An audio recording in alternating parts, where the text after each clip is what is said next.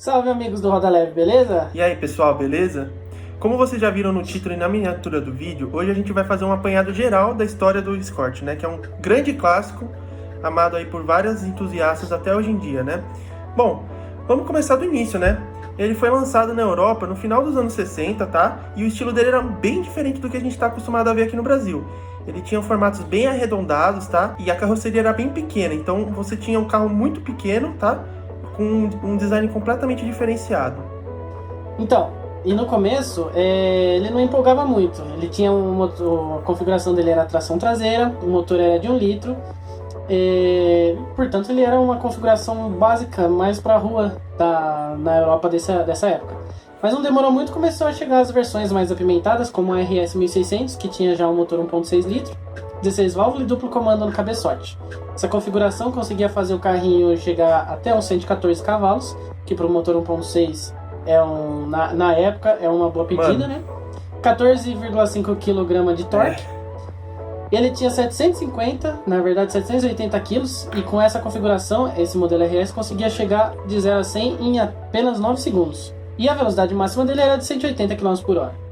O que esses números levaram esse carrinho, que é aquele que a gente consegue ver no Velozes e Furiosos do Brian, o azulzinho, foi adotado em provas de rally que são usados até os dias de hoje. Em eventos clássicos de rally, a gente até consegue achar alguns vídeos no YouTube.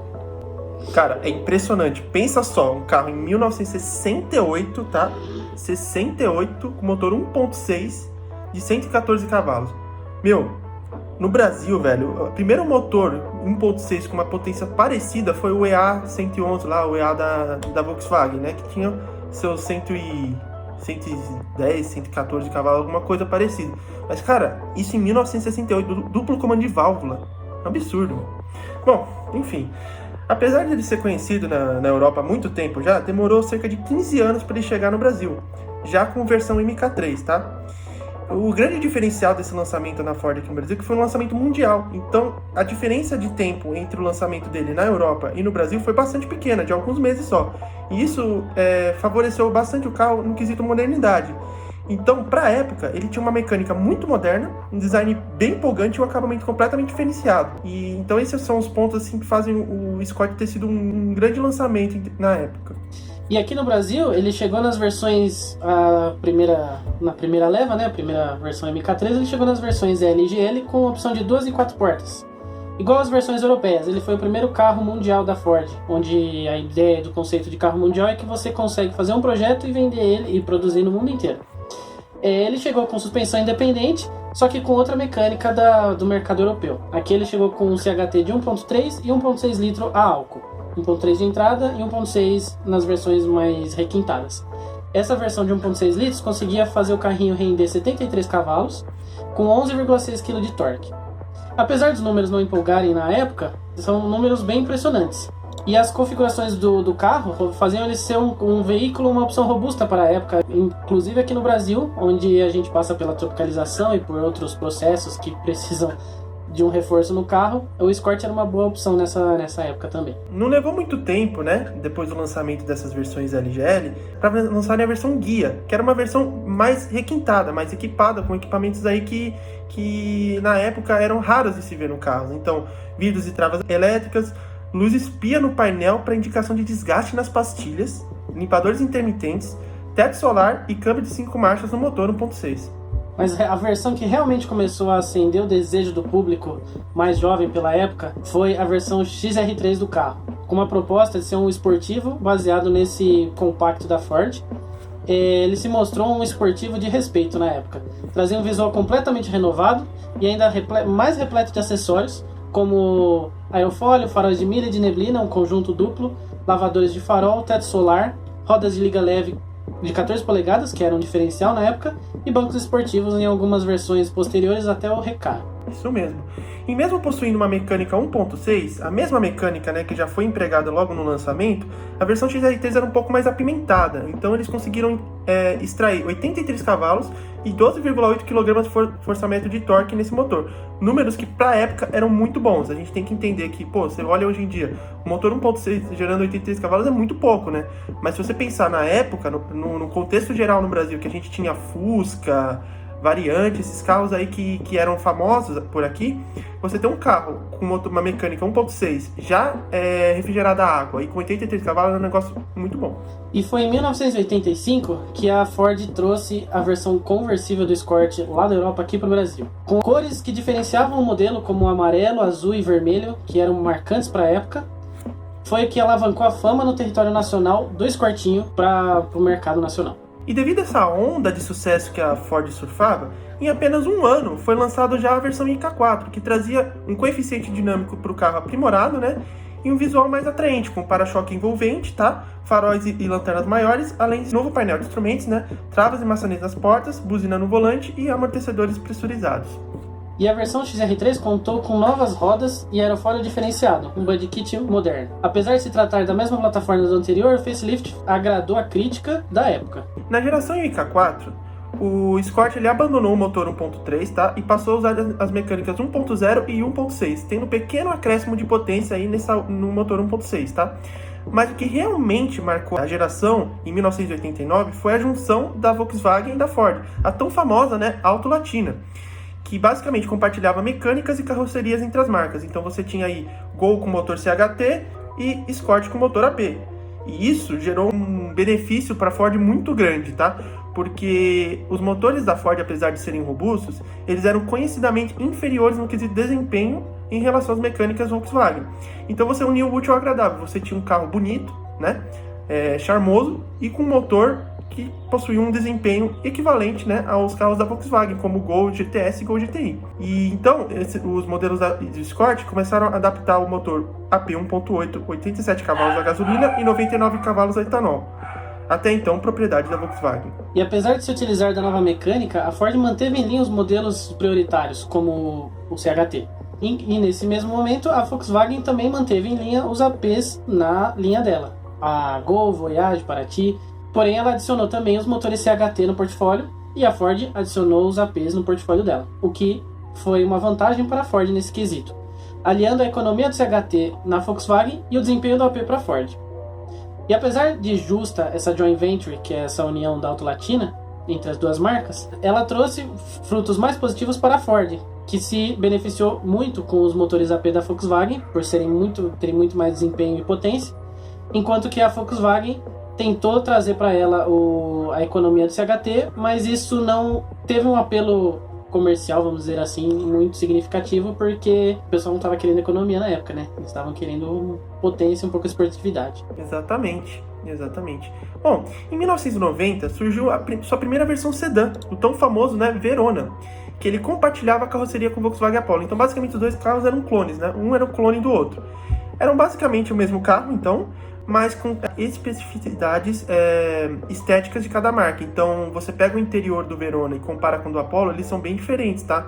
Apesar da externa do carro ser bem parecida, alguns elementos internos mudavam bastante de um carro para o outro, tá? Em 1991, chega a versão XR3 Fórmula, e essa sim é muito legal, bastante rara inclusive. Se você achar um modelo aí com pouca quilometragem, que seja bonito e com preço agradável, compra, que ele vai valorizar bastante, tá? E o principal diferencial desse modelo eram amortecedores com ajuste eletrônico, favorecendo sua tocada mais esportiva, além dos famosos bancos Recaro, né? Logo em seguida, surgiu o Ford Escort Guarujá, um modelo que contemplava 4 portas, né? Então, até então, a gente tinha... A grande maioria dos modelos do Escort eram apenas de 2 portas, então a gente tinha a versão Guarujá, 4 portas, com um AP 1.8, rodas de liga leve e aerofólio, sendo então uma opção mais completa aí para quem desejava um carro para família. Só fazendo um adendo, essa versão Guarujá de 4 portas, ela não foi muito bem aceita no mercado nacional, porque na época os carros 4 portas eram vistos como veículos de taxistas ou veículos de praça, que era para levar pessoas. Então o pessoal não comprou muito a ideia de um Escort 4 portas, mas isso fez venderem poucas unidades e hoje eles são valorizados ainda mais por causa disso. A história automotiva do Brasil, basicamente, é baseada em preconceito, né? Então, sempre quando chega alguma coisa diferente, alguma coisa nova, sempre vai ter alguém para criticar. Por exemplo, lá nos anos 90, até os anos 90, o carburador era a forma mais implementada nos carros do Brasil, né? Então, você basicamente não tinha nenhum carro injetado nacional. Quando começou a chegar os carros injetados, muita gente foi contra, falou, não, quem vai saber mexer nisso? É muito mais complicado de regular, você tem hoje profissionais, o carburador funciona muito bem, para que trocar? Hoje em dia, não existe nenhum carro carburado, né? Graças a Deus, né? Hoje em dia a gente tem injeção eletrônica. Mas a história sempre foi marcada por isso. Então, quando chegou a Hyundai pro Brasil, criticou, falando que não vai ter peça, que vai ser difícil de arrumar, carro coreano é ruim. Hoje em dia, o HB20 é um dos carros que mais fazem sucesso, né? Então, por conta dessa historinha do brasileiro de sempre querer pôr defeito em alguma coisa, acaba que muitas coisas não vão pra frente, né? Então, inclusive é por isso, né, que, por exemplo, a história do Gurgel não vingou aqui no Brasil. Tudo bem que ele foi boicotado, foi um cara que foi muito pisoteado pelas marcas, mas se o brasileiro tivesse mais noção do que a marca poderia se tornar, o potencial, talvez até hoje a gente teria os Gurgéis aí em linha. Em 92, chega a geração MK5 do Escort, que adotava um visual mais moderno, compatível com as linhas dos anos 2000, bastante sóbrias, porém mais arredondadas que as versões anteriores, que eram mais quadradas. Trouxe diversas inovações também para o modelo, com maiores dimensões e favorecendo o espaço interno, aumentando a distância entre eixos do veículo. O interior, ainda mais moderno, era compatível com a época também. Bom, mantinham-se as nomenclaturas L, GL, Guia, XR3 e XR3 conversível, porém com uma grande novidade. Agora, o XR3 passa a usar o mesmo motor 2.0 do Gol GTI AP, né? O que rendia 115 cavalos e 17,6 kgfm de torque ao belíssimo modelo, o que eram números que para a época eram bastante surpreendentes, tá?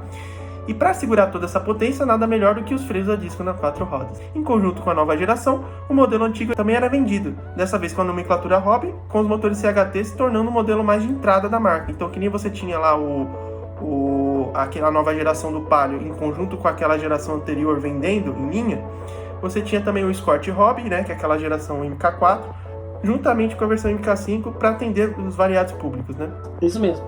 E mesmo com todo esse sucesso, os dias do Escort no Brasil estavam contados. Ele ia chegar ao fim. Com a extinção da Auto Latina em 96, devido ao pouco retorno que a Volkswagen obteve com a Joint Venture, ou seja, com o não esperado sucesso que ela conseguiu com os motores Ford e com a tecnologia Ford em geral, porque vale um adendo aqui, o Escort rendeu para a Volkswagen o Pointer e o Apollo, e também, mais moderno, o Logos. Foi a tecnologia que a Volkswagen conseguiu trazer da Ford para ela, mas isso não foi suficiente para alavancarem as vendas e fazer com que essa união delas continuasse estável.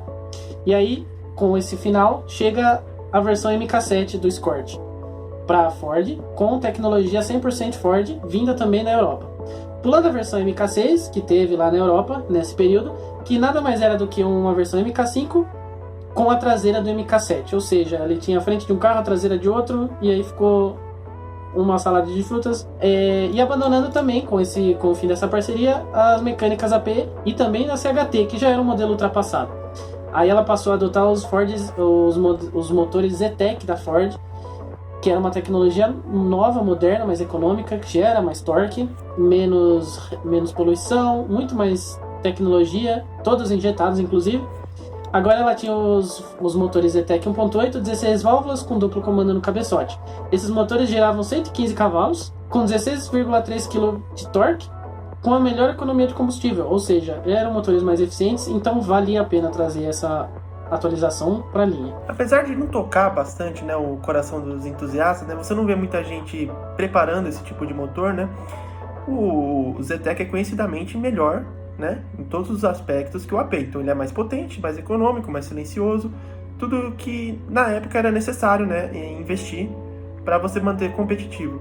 Mas apesar disso, o carro mantinha a mesma carroceria do carro anterior. Então quem nunca reparou nisso, o Ford Escort MK7, se você pegar assim a lateral do carro e comparar do MK5, são exatamente as mesmas. O que vai mudar é a frente e a traseira, basicamente é um facelift, tá? E ele possuía formas mais arredondadas, que eram compatíveis com a identidade visual da marca na época. Você tinha lá o Ford Taurus, que era todo esquisitão, várias bolas, né, formavam o conjunto do carro. Mas isso não agradou muito, não foi muito palatável ao mercado brasileiro, né? Por isso que o Escort estava com os dias contados. Nessa nova versão, ele ainda tinha as versões GL, GLX um pouco mais top de linha, mas a grande novidade era a perua do Escort, a Escort SW. E como forma de tapar o buraco deixado pelo abandono da linha XR3, eles tentaram lançar uma versão mais esportiva desse modelo em 98. Então você tinha lá o Escort RS. Ele tinha um conjunto estético, basicamente contava com spoilers laterais, né, aerofólio, painel de fundo branco e rodas de liga. Porém, o desempenho era igualzinho ao das outras versões, o que não empolgou os corações dos entusiastas e ele se tornou um modelo pouco vendido e saiu de linha em poucos meses. E diferente do nosso RS aqui no Brasil, a gente teve lá na Europa em 91 ou 92, se não me engano, quando eles lançaram esse modelo maravilhoso, é o famoso RS Cosworth, que era, vamos dizer, um protótipo. Por quê? Se tratava de um MK5, mas ele era completamente diferenciado. Ele era produzido e modificado pela Cosworth, que é uma preparadora europeia. Agora ele tinha motor 2.0 turbo, cabeçote de 16 válvulas com duplo comando, tração nas 4 rodas e rendia incríveis 227 cavalos, 31,6 kg de torque e o seu peso era de 1.275 kg. Com esse powertrain todo ele conseguia fazer de 0 a 100 em 6,1 segundos. E além disso possuía um visual bastante diferenciado, um visual arrojado, imponente, mais encorpado, robusto. Ele tinha também, contava com aerofólio traseiro, saias laterais. Esse aerofólio traseiro ele era bastante avantajado, ele tinha 2 níveis, um que acompanhava o teto e um outro que saía na parte de baixo do porta-malas, o que deixava ele inconfundível. E ele trazia também belíssimas rodas de 16 polegadas, rodas que dão um diferencial muito bonito para o carro. E ele possui uma legião de fãs até hoje. Vale ressaltar também que esse modelo de Escort, na verdade, ele é uma reestilização do famoso Sierra Cosworth, que também era um modelo Ford lá da Europa, modificado pela Cosworth, mas no advento do Escort MK5 eles quiseram colocar esse novo facelift do Escort em cima do Sierra. Então ele basicamente usa a mecânica 2.0 4x4 do Sierra Cosworth, com a mesma dimensão entre eixos, mas com um body kit todo do Escort MK5, o que deixou o conjunto muito mais harmonioso e bonito, além de um espetáculo de força e dirigibilidade. Esse carro, até na Europa, é caro. Imagina se viesse para o Brasil, né? Então, eu acho que tem 2 modelos desses, se não me engano, no Brasil, mas assim, não existe, tá? Um carro assim, qualquer um que pega para dirigir esse carro vai se apaixonar em primeira vista, ele é incrível. Bom, enfim, a partir dos anos 2000, no Brasil, a versão de entrada do MK7 passou a adotar o Zetec Rocan 1.6 de 95 cavalos e 14,2 kgfm de torque. Além disso, disponibilizou a configuração 4 portas e perua, ambas de L. Em 2003, encerrou-se a produção dos Escort, né, tão querido Escort, dando lugar ao seu moderno substituto Ford Focus, né, que era um carro bem mais anos 2000, né? Sem dúvida, o Escort foi um grande marco na trajetória da Ford no Brasil e devido a todas as suas qualidades citadas anteriormente, com certeza deixa saudade nos corações dos amantes de carros e dos fãs pela marca e pelo modelo. Essa foi a história do Escort, então não se esqueçam de avaliar o vídeo e se inscrever no nosso canal para ficar por dentro de todos os nossos lançamentos. Um grande abraço a todos e até mais. Até mais.